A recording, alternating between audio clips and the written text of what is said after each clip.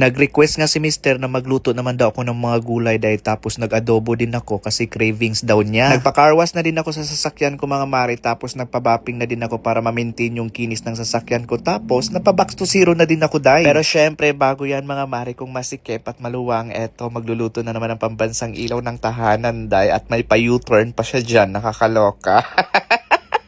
Gulay at adobong manok na naman ang cravings ng mister ko ngayon kasi yun ang request niya dahil kaya request granted. Lulutuin na rin yan for today's video. Medyo late na nga ako nagluto dyan mga mare anong oras na yan dahil kasi nagdadalawang isip ako kung magkukuking show ba ako o hindi dahil kasi tinatamad ang akla na to na para bang ang daming pera kaya tinatamad. Kaso naisip ko dahil wala pala tayong maraming pera dahil kaya kailangan hindi tayo tamarin for today's video. Work tayo mga mare kung masikip at maluwang ha. Anyways, may isi-share lang ako sa inyo mga mare ko kasi lately talaga panay-away talaga kami ni Mr. Dai pero hindi na talaga namin sa publiko dahil parang sa amin na lang dito sa bahay. Sobrang stress kami lately dahil lalong-lalo na si Mr. Ang dami naming pinagtalunan, ang dami naming pinag-awayan. Which is natural lang naman talaga ang mag-away sa mag-asawa, diba? Pero grabe kasi mga mare, talagang nakaka-drain ng utak yung pag-aaway. Hindi naman as in away na away, parang nag-aano lang kami nagsasagutan tapos sa chat, tapos mga ganyan, tapos alam mo yung nakaka-drain yung utak, nakaka-stress, nakaka-depress, ganong away. Hindi rin naman yung away na sakitan, hindi kami ganon mga mare. For example, ang simple-simple lang talaga ng pinag-awayan namin dahil yung hindi ko siya masundo. Yun talaga dahil tapos mag-iiba na yung mood niya, hindi ka papansinin, hindi siya kakain, parang ganon nakaka-depress dahil na wala ka namang, ini-explain ko naman sa kanya kung bakit hindi siya masundo, kasi ganito, ganyan, coding nga yung sasakyan, tapos hindi ko pa naman kabisado ang buong kalsada ng Pilipinas dito sa Maynila. Nakakaloka. Tapos nasa meeting kasi siya, so nasa Mandaluyong siya banda. Tapos akala niya susunduin ko siya doon kasi hindi ko kasi alam na nasa meeting siya. Ang akala ko nasa Ayala Pilis siya. So sabi ko sa kanya, susunduin kita kasi akala ko nga nasa Ayala Pilis lang. Tapos nung sinabi niya, malapit na akong bumaba ng building ko, saan ka ba? Nandito sa meeting. So hindi kita masundo kasi hindi ko naman alam dyan. Mamaya mawala pa ako wala pa ako sa daan dyan, edi nahuli pa ako, mamali ako ng likuan, edi nahuli ako. So hindi ko siya nasundo dahil nagalit ba naman siya sa akin. Mga ganong away lang ang pinagtatalunan naman mga mare as in nakakaloka. Pero at the end of the day, it's normal, natural lang mag-away sa mag-asawa.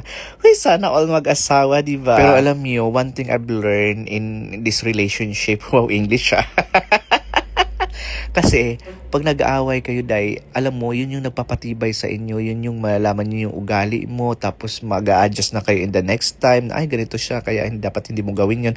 Parang mga ganun, wow, parang hindi kayo 10 years, ngayon lang mag-adjust. Tapos, ako kasi dati, pag nag-aaway kami mga mare, talagang hindi ko yan tinatantanan hanggat hindi kami magiging okay bago mag-end ang night, Pero ngayon kasi hinahiyaan ko na siya, talagang bahala ka dyan, kung magalit ka, wala naman akong masamang ginagawa. Tapos, good thing to know, kinabukasan magiging okay na siya. Tapos ischat ko siya, kumain ka na dyan, mag-big time ka, susunduin kita mamaya, ganun.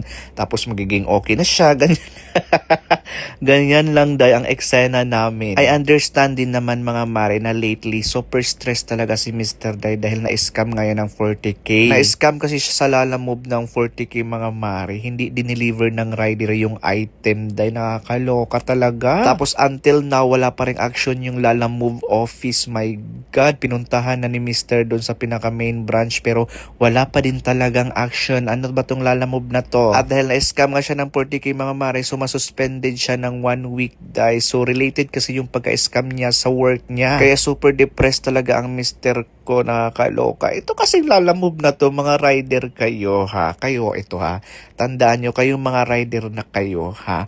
Lumaban kayo ng mga patas, mga putang ina yung mga Lalamove rider kayo. Hindi ko naman nilalahat ha, pero may iba talaga na kupal yung rider. Diyos me, yung marimari. So again, hindi ko nilalahat ng rider ha.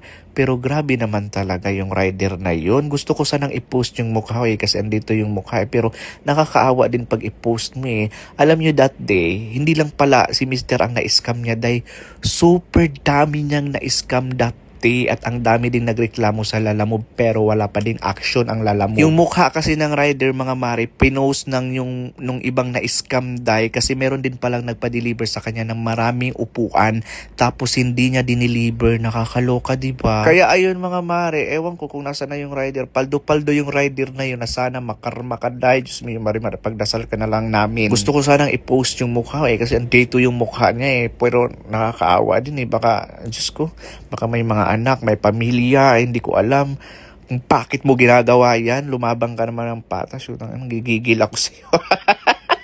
Nanggigigil talaga yung balakang ko dahil. Anyways, mga mare kong masikip at malawang, eto na nga. Tapos na ako magpabapi, mag-back to zero at magpa-car wash dahil mabango na naman ang sasakyan ko. Makinis na naman ang sasakyan ko for today's video dahil kasi gusto ko talaga laging makinis ang sasakyan ko, no?